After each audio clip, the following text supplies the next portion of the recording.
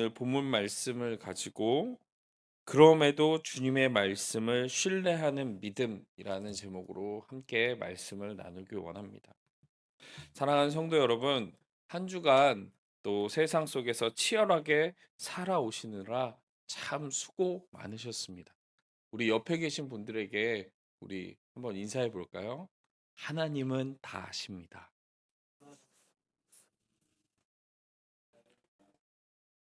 여러분, 세상은요, 우리의 수고를 알지 못합니다. 그렇죠? 그러나 살아계신 하나님은 우리의 삶 가운데 함께하여 주시고 우리 성도님들의 수고와 헌신과 봉사를 다 아시는 하나님이신 줄 믿습니다. 여러분, 그래서 가슴에 손에 얹고요. 이렇게 한번 다짐해 보셨으면 좋겠어요. 세상이 나를 알아주지 못할지라도 주님이 알아주시니 감사합니다. 이렇게 한번 고백해 볼까요? 주님이 알아주시니 감사합니다. 네. 여러분, 어, 그런데요, 우리가 마주하고 우리가 살아가고 있는 이 세상은 어떻습니까? 여러분, 세상을 보면 막 이렇게 기분이 좋아지고, 막 이렇게 세상에서 들려오는 뉴스들을 들으면 막 희망이 생기시고, 아, 뭔가 되겠다. 이런 마음이 드십니까? 아니면 반대로 세상의 뉴스를 들으면 들을수록 소망이 없고, 좌절되고, 암울하고, 낙심이 되십니까? 우리 성도님들은 어떠십니까? 제가 그래서 요즘에 뉴스를 잘 안 봅니다. 뉴스만 보면은요, 정말 속이 답답하고, 아, 정말 소망이 없는 것처럼 보이는 거예요. 그래도 간혹 가다 이렇게 뉴스를 잠깐 보게 되면 연일 들려오는 소식들, 정치와 경제가 혼란하고 세상 살기 힘들다. 어떤 사고가 있었다. 이러한 소식들이 가득합니다. 여러분, 지금 국제적으로는 어떻습니까? 국제적으로도 러시아와 우크라이나는 여전히 전쟁을 치르고 있고, 이란과 미국의 전쟁도 끝날 기미가 보이지 않습니다. 제가 어제 주유소에 들렸습니다. 주유소에 들려서 기름을 넣으면서요. 글쎄, 주님, 전쟁이 언제나 끝날까요? 이게 지금 기름값이 올라간 게 이게 좀 떨어질 수 있게 좀 주님 허락해 주십시오. 이런 기도가 자연이 되더라고요. 제 차가 경유차거든요. 이게 원래 경유랑 휘발유가 한 200원 정도 차이가 났었는데 이제 경유랑 휘발유랑 가격이 똑같아요. 너무 기름을 넣을 때마다 정말 주님을 찾고 있습니다. 물가도 가파르게 올라가고 정말 하루하루 살아가는 것이 녹록지 않은 세상 가운데 살아가고 계신 줄 지금 알고 있습니다. 여러분, 매일 세상 가운데 열심히 산다고 살아가는데 여전히 나의 통장 잔고는 늘 아슬아슬합니다. 자녀 문제, 건강 문제, 사람들과의 갈등 문제로 사방이 꽉 막히고 답답할 때가 참 많습니다. 우리 사랑하는 성도 여러분, 혹시 그렇지 않으십니까? 저만 그런가요? 도대체 내 인생에 희망이라는 게 있을까? 아, 정말 좀 뭔가 희망스러운 소식들이 들렸으면 좋겠다. 이런 탄식이 나오는 것이 솔직한 지금 시대에 이 세상을 살아가는 성도들의 탄식인 줄 알고 있습니다. 오늘 우리가 함께 읽은 열왕기하 8장 본문 속 상황도 이와 똑같습니다. 아니, 어쩌면 더 암담합니다. 오늘 성경은 우리에게 두 가지 장면을 교차해서 보여줍니다. 하나는 이스라엘의 바깥 이방 나라 아람에서 벌어지는 일이고, 다른 하나는 이스라엘 내부 남유다에서 벌어지는 일입니다. 그런데 이 두 가지 장면 속에는 아주 짙은 절망스러운 상황이 담겨 있는 거죠. 그 어둠을 뚫고 비치는 하나님의 빛이 보이지 않는 것 같은 그런 상황 가운데서 하나님은 그럼에도 우리에게 말씀하시고자 하는 그 말씀이 있다는 것입니다. 오늘 이 암흑과 같은 어둡고 답답한 이 현실 가운데 하나님이 우리에게 무엇을 말씀하시는지 그 말씀을 붙드실 수 있는 저와 우리 모든 성도님들이 되시기를 간절히 축원합니다. 첫 번째 장면은 이스라엘의 위대한 선지자 엘리사가 이스라엘을 그토록 괴롭히던 나라, 이스라엘을 수시로 들어와 침탈하고 포로를 잡아가고 끊임없이 괴롭혔던 나라, 아람이라는 나라의 수도 다메섹을 찾아갔을 때의 일입니다. 사랑하는 성도 여러분, 엘리사가 다메섹을 왜 갔는지 아십니까? 그냥 간 게 아니에요. 여행 간 게 아닙니다. 엘리사는 하나님이 엘리야에게 명령했던 그 사명을 완수하기 위해서 적국인 아람의 수도 다메섹으로 간 것입니다. 이 다메섹이 어딘지 궁금하시죠? 지금으로 보면요, 그 시리아의 수도 다마스쿠스라는 곳이 있습니다. 이스라엘에서 그렇게 멀지 않은 곳이에요.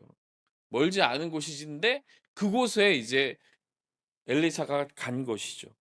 그때 마침 그 아람의 왕 베나닷이요, 죽을 병에 걸려 힘들어하고 있었습니다. 그 왕이, 그런데 왕도요, 엘리사가 어떤 사람인지 너무나 잘 알고 있습니다. 우리가 열왕기하의 내용을 보면요, 엘리사가 어떻죠? 아람의 대군이 막 그 사마리아 성을 공격하러 갔을 때, 가려고 했을 때, 아니다, 먼저 하나님의 사람 엘리야를 잡아야 되겠다고 엘리사를 포위하는 장면이 나옵니다. 그럴 때 하나님이 역사하셔서 그들의 눈을 가려 가지고 그 아람 군대를 이렇게 대접하고 보냈던 사건이 있죠. 아람 왕도요, 엘리사가 하나님의 사람이라는 것을 너무나 잘 알고 있었어요. 그래서 자기가 죽을 병이 걸려 가지고 너무 힘들고 어둡고 정말 우울하고 답답할 때 하나님의 사람이 다메섹에 왔다는 소리를 들은 거죠.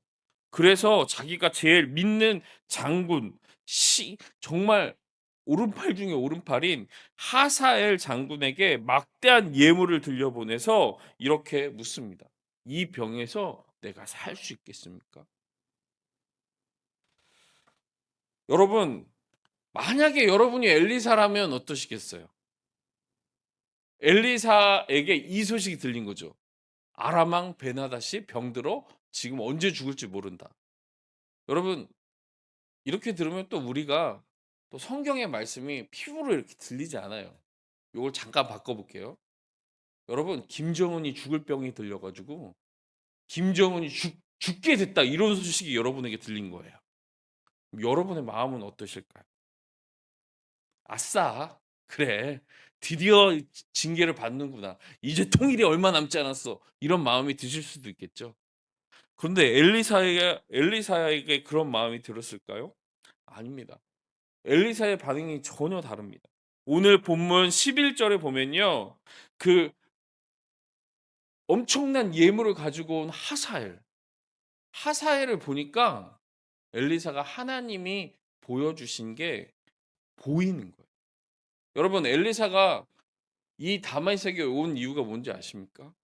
바로 이 하사엘에게 안수하기 위해 왔습니다. 이 하사엘이 이제 이 아람의 왕이 될 것을 선포하시는, 그게 엘리사의 사명이었습니다. 그런데 엘리사가 하사엘을 보니까요, 베나닷은 저리 가라. 하사엘이 이스라엘 백성에게 행할 짓을 하나님이 엘리사에게 보여주셨습니다. 여러분, 그것이 기록되어 있습니다. 어떻게 기록되어 있냐면 보시면요, 어 12절 말씀. 하사엘이 이르되 내 주여 어찌하여 우시니까 하는지라. 대답하되 내가 이스라엘 자손에게 행할 모든 악을 내가 알미라. 내가 그들의 성에 불을 지르며 장정을 칼로 죽이며 어린아이를 맺히며 아이벤 부녀를 가르리라 하니. 여러분 이 말 얼마나 끔찍합니까? 인제 하사엘을 딱 왔는데 엘리사가 보니까 이 하사엘이 어떻게 행할지를 하나님이 알게 해 주신 거예요. 그래서 엘리사가 어떻게 했다고 성경에 기록되어 있습니까? 하사엘이 부끄러움을 느낄 만큼 엘리사가 하사엘을 째려본 거죠.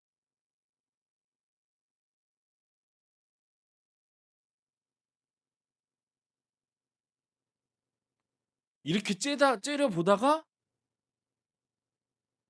그 슬픔, 그 애통, 이스라엘이 어떻게 하나님의 징계를 받을지를 보니까 이 선지자의 마음에 애통함이 들어왔어요.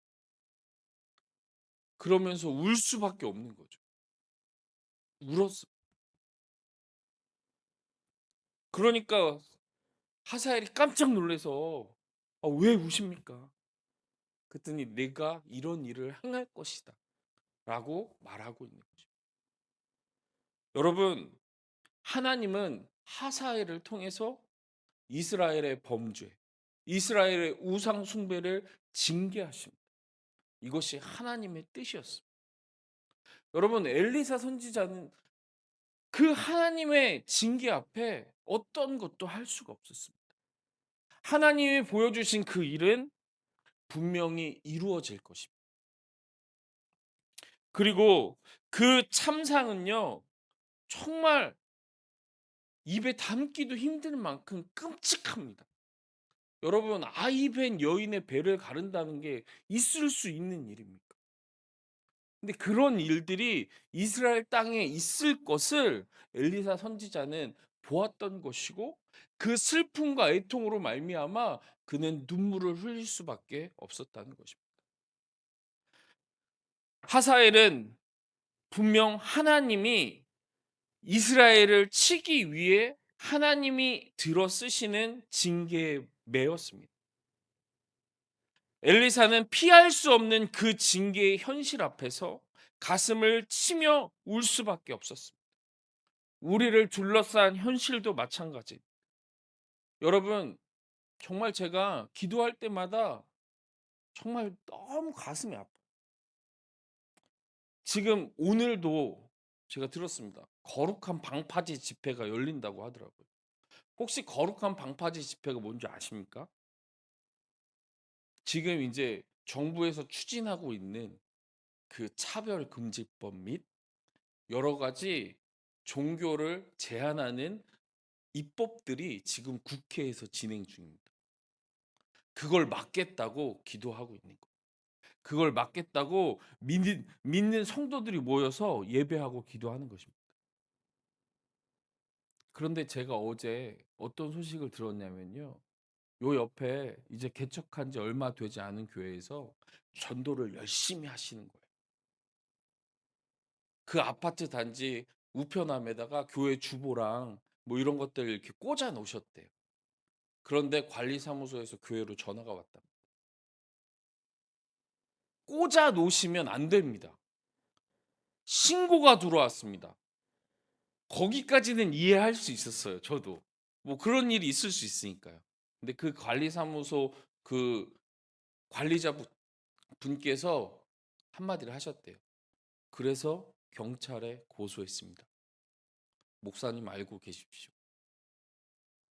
다음부터 절대 꽂지 마십시오. 그래서 경찰에 고소를 했다는 거예요. 제가 꽂지 말라는 소리는 여러 번 들었지만 우편함에 전도지를 꼽아 놨다고 경찰에 고소했다는 소리는 저도 어제 처음 들었어요.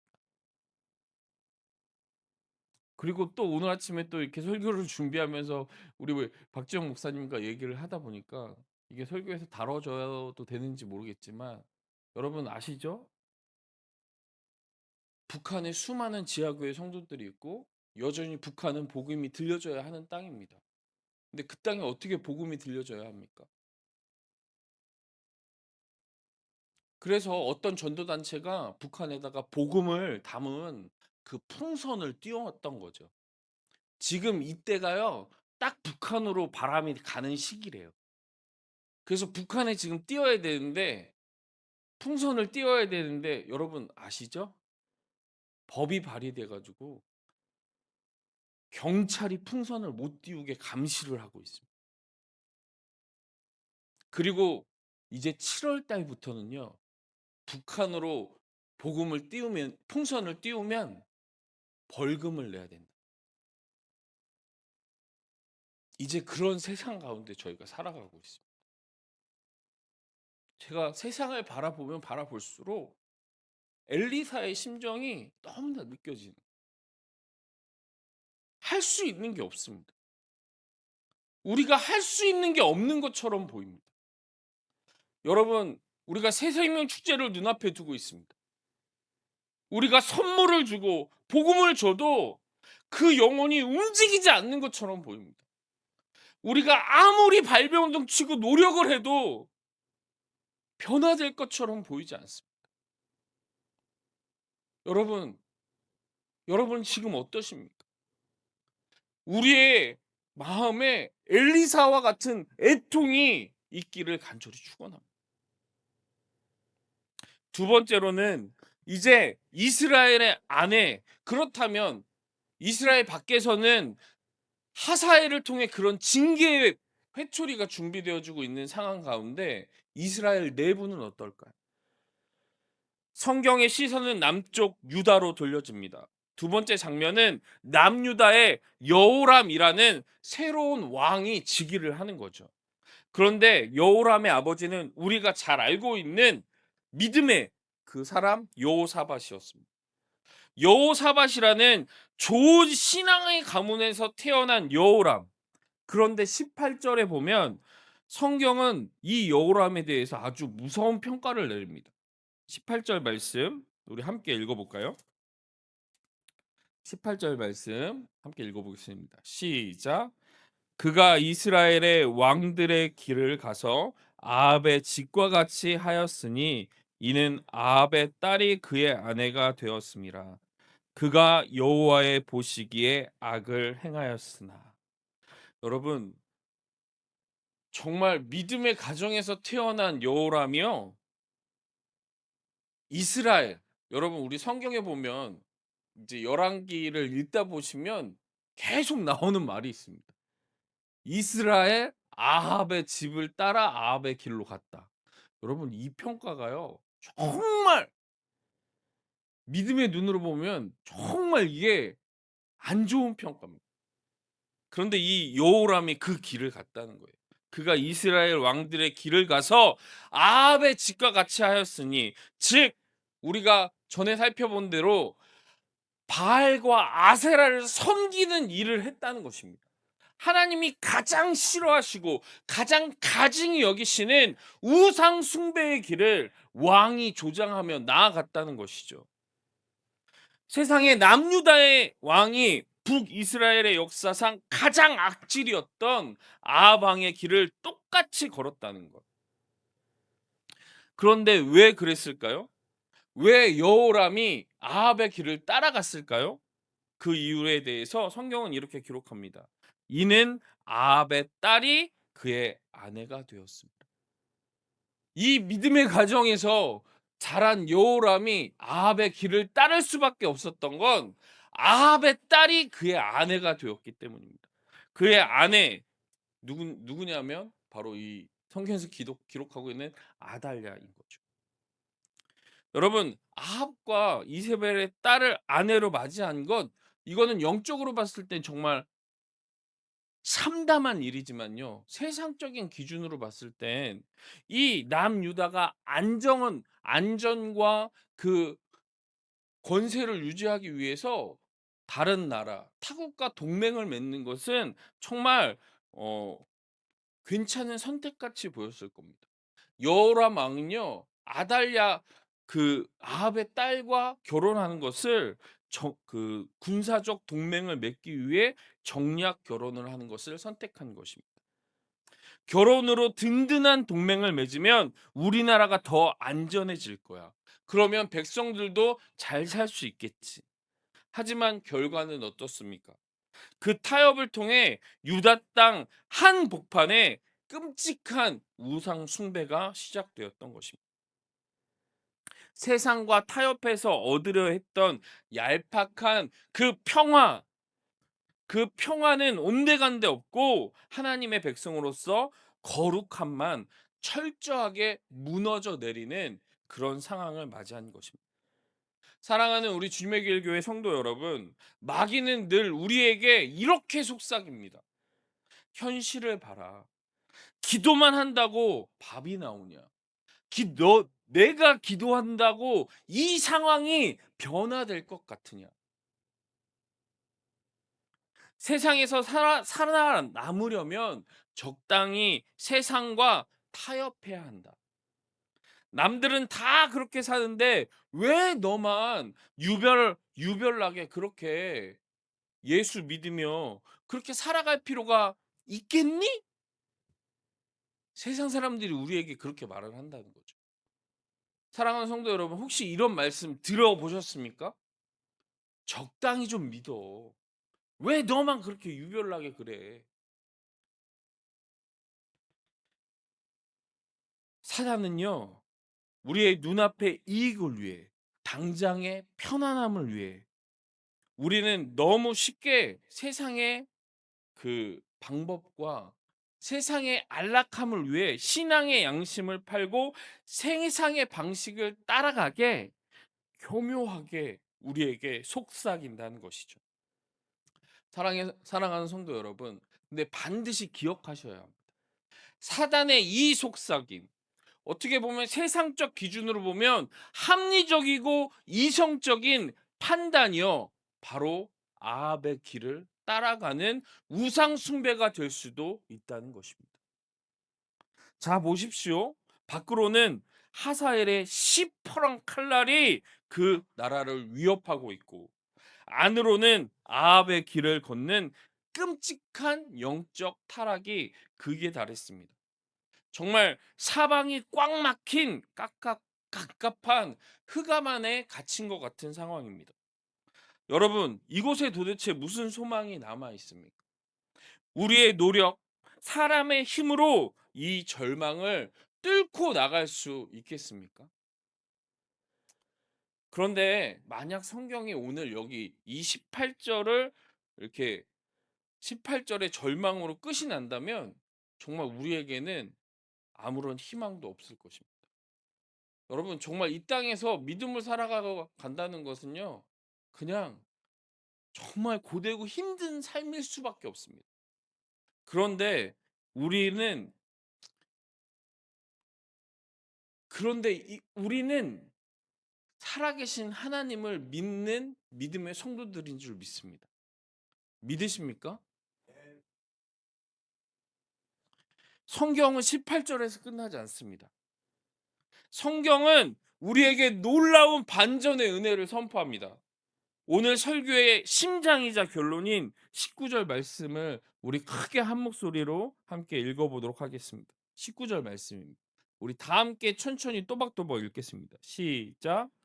여호와께서 그의 종 다윗을 위하여 유다 멸하기를 즐거워하지 아니하셨으니 이는 그와 그의 자손에게 항상 등불을 주겠다고 말씀하셨음이더라. 아멘. 여호람은 우상을 숭배하고 타락했습니다. 하나님의 마음을 갈기갈기 찢어 놓았습니다. 마땅히 심판을 받아 멸망해야 합니다. 그런데 하나님께서 유다 멸하기를 즐겨하지 아니하셨다고 선언하십니다. 하나님께서 유다를 향한 심판의 칼을 멈추신 것입니다. 유다를 향한 하나님의 마음이 무엇일까요? 여러분, 유다 백성들이 갑자기 회개해서 그 심판의 칼을 멈추신 걸까요? 그들에게 희망적인 구석이 남아 있어서입니까? 아닙니다. 전혀 아닙니다. 성경이 하나님의 그 은혜를 선포하고 있는 이유, 하나님이 유다를 멸하기를 즐겨하지 아니하시는 단 한 가지 이유에 대해서 오늘 성경은 선포합니다. 그것이 무엇입니까? 바로 그의 종 다윗과 했던 언약 때문입니다. 다윗과 하나님은 언약을 맺으셨어요. 그 언약이 무엇입니까? 사무엘하 7장에서 다윗에게 이렇게 말씀하셨습니다.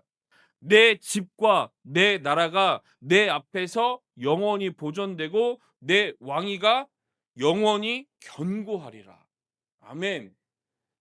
하나님이 그 남유다의 심판을 즐겨하지 아니하신 단 한 가지 이유는 하나님이 그의 종 다윗에게 말씀하신 이 언약을 지키시기 위함이셨습니다.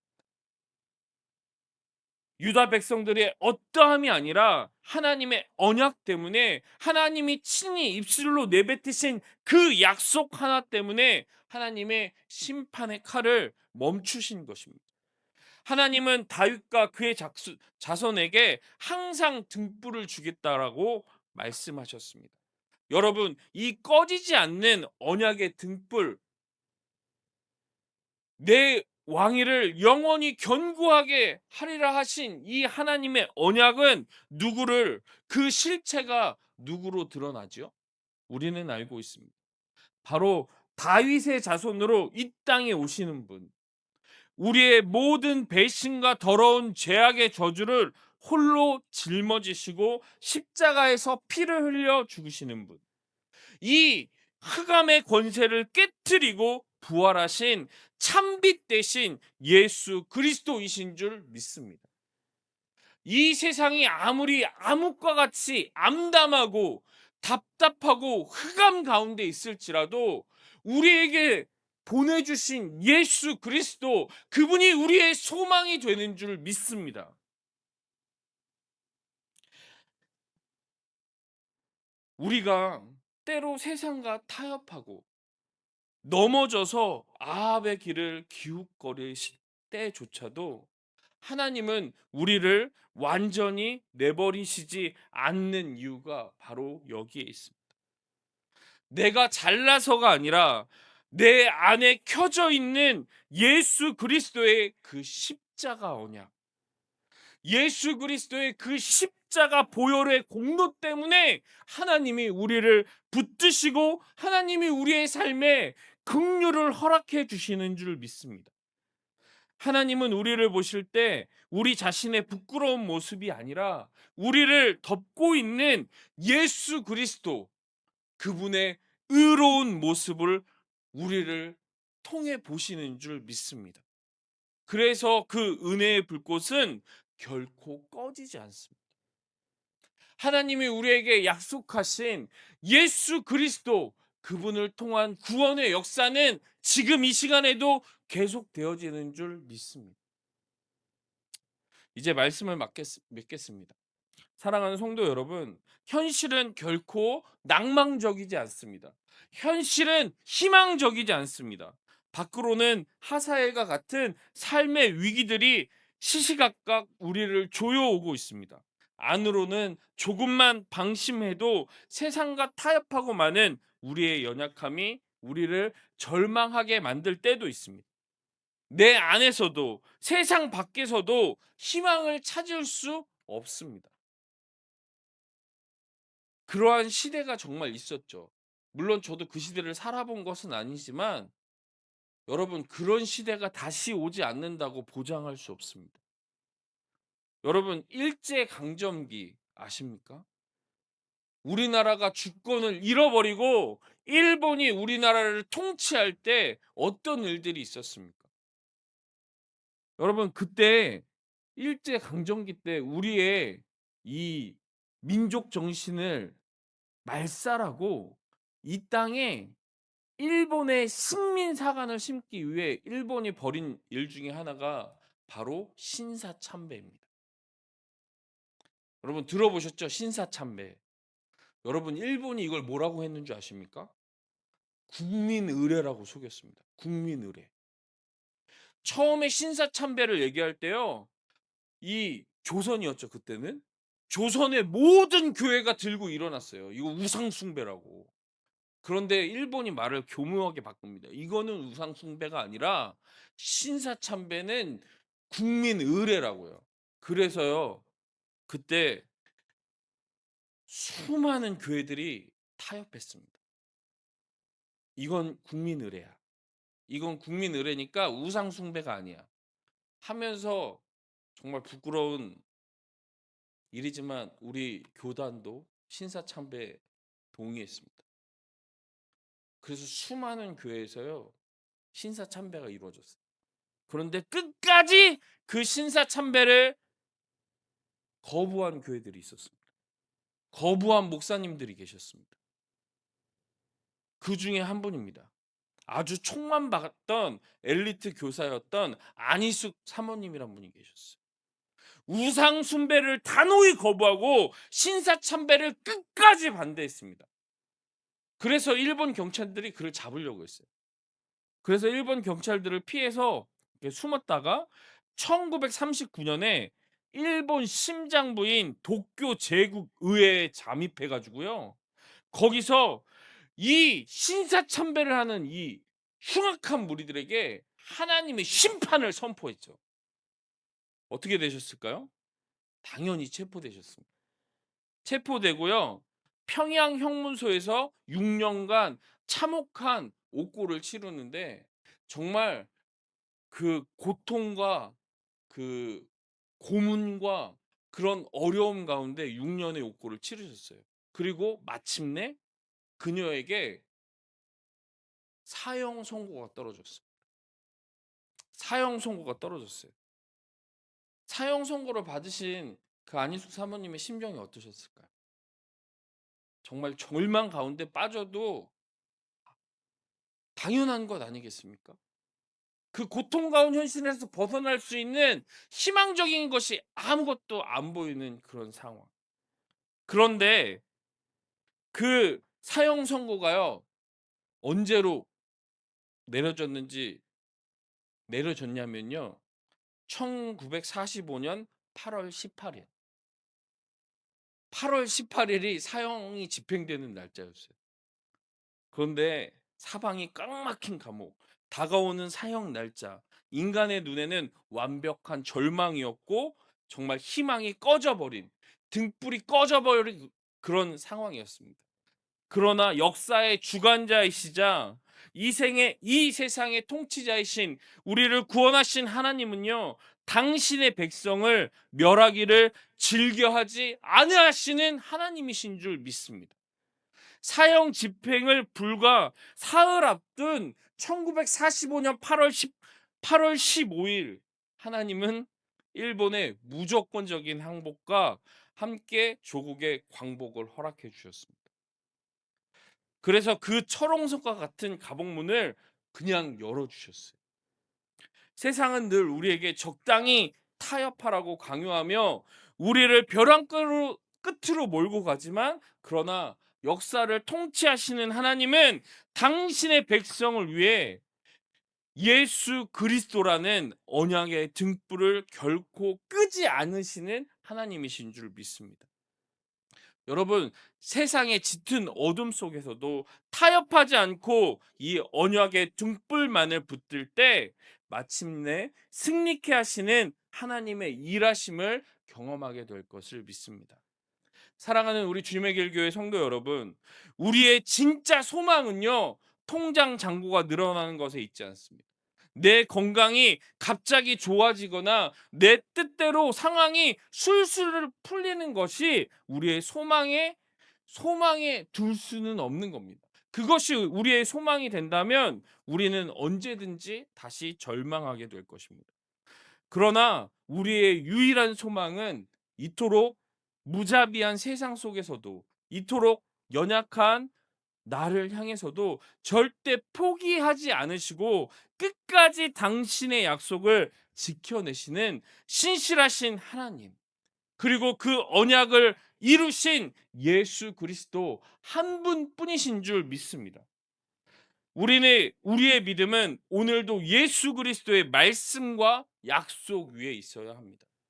여러분, 우리의 희망은, 세상의 소망은 다른 것이 아니라 우리를 구원하시겠다 약속하신 하나님의 말씀, 그리고 예수 그리스도가 십자가에서 죽으시고 부활하셔서 승천하실 때 우리에게 약속하셨던 다시 오시겠다 하신다는 그 약속의 말씀을 붙드는 그 믿음에서 시작되는 줄 믿습니다. 사랑하는 성도 여러분, 이번 한 주간도 눈앞의 이익을 위해 세상의 아합의 길로 타협하지 마시고 나를 위해 등불을 끄지 않으시는 신실하신 주님만을 의지하며 끝까지 승리하시는 복된 성도님들이 되시기를 주님의 이름으로 간절히 축원합니다. 제가 오늘 아침에 오면서 제가 이 설교를 준비하고 나서요, 계속 마음이 우울한 거예요. 정말 소망이 없는 것처럼 보이거든요. 사랑하는 성도 여러분, 한번 옆을 둘러보십시오. 우리 주님의 길교에 소망이 있습니까?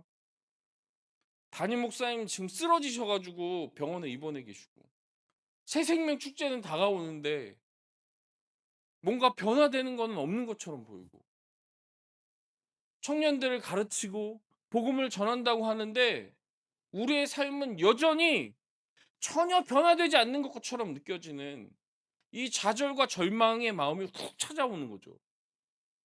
내가 이렇게 노력한다고, 내가 이렇게 사역한다고 이 세상이 변할까? 내가 기도한다고 저 정부에서 제정하려고 하는 차별금지법이 안 만들어질까?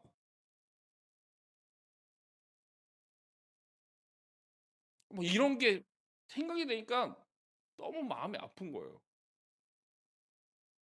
그런데 주님이 저에게 은혜를 베풀어 주셨어요. 오늘 와서 이제 사역자들과 감사의 제목을 저희가 주일마다 나눕니다. 한 주일 동안 하나님이 어떻게 감사하게 하셨는지.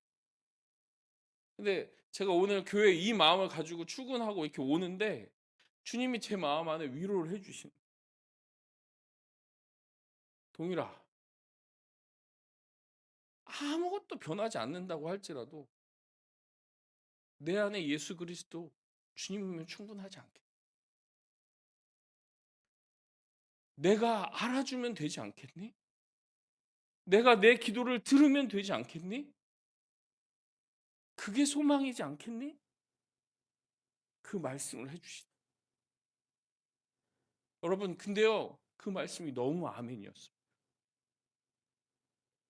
내 눈앞에 희망이 보이지 않는 것처럼 보여도 하나님은 우리의 기도를 들으시는 하나님이십니다. 하나님은 지금도 살아계시고 나에게 말씀하여 주시는 하나님이신 줄 믿습니다. 그러면서 고백하게 하시더라고요. 정말 주님이면 충분합니다. 주님 한 분만이면 충분합니다. 주님이 소망이십니다. 여러분, 그런 믿음으로 다가오는 이번 한 주 우리에게 특별 새벽 기도회가 있습니다. 정말 주님으로 우리 주님만을 소망하며 주님만을 붙들며 나아가는 저와 우리 모든 성도님들이 되시기를 간절히 축원합니다.